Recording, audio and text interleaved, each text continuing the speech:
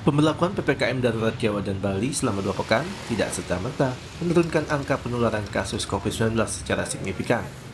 Masih menembus angka hampir 40 ribuan kasus per hari. Senin kemarin kasus harian COVID-19 mengalami penurunan menjadi 38.325 kasus, sehingga total kasus COVID-19 di Indonesia menjadi 2.950.058 kasus. Sementara pasien sembuh bertambah 29.791 kasus, dan pasien meninggal bertambah 1.280 kasus.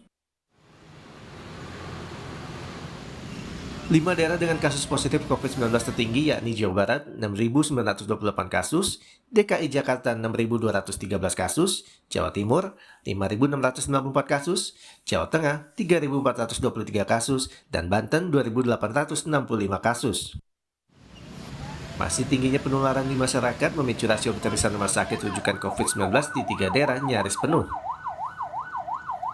Masih terlihatnya tren penambahan kasus yang masuk ke rumah sakit di Provinsi Daerah Istimewa Yogyakarta, Bali, dan Jawa Timur. Sedangkan berdasarkan evaluasi cakupan vaksinasi, ditemukan bahwa daerah yang perlu ditingkatkan vaksinasinya yaitu Provinsi Jawa Barat, Jawa Tengah, dan Banten. Banyaknya warga yang terpapar COVID-19 salah satunya ditenggarai akibat varian baru virus corona. Di Jawa dan Bali saja ditemukan sedikitnya 661 kasus varian Delta COVID-19. Tentunya kenaikan ini tidak terlepas dari fakta bahwa varian of concern atau berbagai varian COVID-19 saat ini telah masuk ke Indonesia, khususnya varian Delta yang telah mencapai 661 kasus di Pulau Jawa, Bali. Dengan tingginya kasus saat ini, pemerintah berusaha maksimal dalam melakukan pengetatan dengan membatasi mobilitas, meningkatkan kapasitas rumah sakit, menyediakan obat-obatan dan alat kesehatan. Masih tingginya kasus COVID-19 membuat tenaga kesehatan kewalahan dalam merawat pasien COVID-19. Di Jawa Timur, Gubernur Hovifah Indar Parawansa berdialog dengan para tenaga kesehatan yang bertugas menangani pasien COVID-19 di RSUD Sutomo. Melalui aplikasi virtual, para dokter dan perawat di RSUD Sutomo menyampaikan keluh kesahnya dalam menangani pasien COVID-19 selama ini. Salah satunya, minimnya jumlah tenaga kesehatan, baik perawat maupun dokter.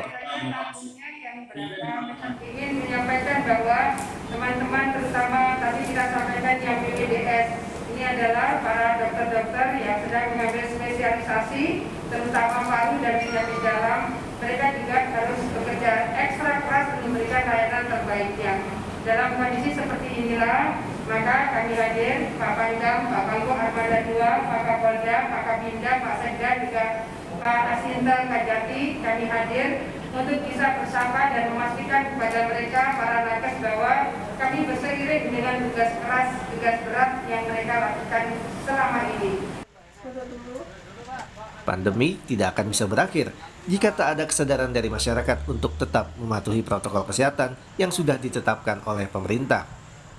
Seketat apapun pembatasan aktivitas, tidak akan ada artinya jika kita masih tetap abai dan menganggap remeh virus corona. Tim Liputan, Kompas TV.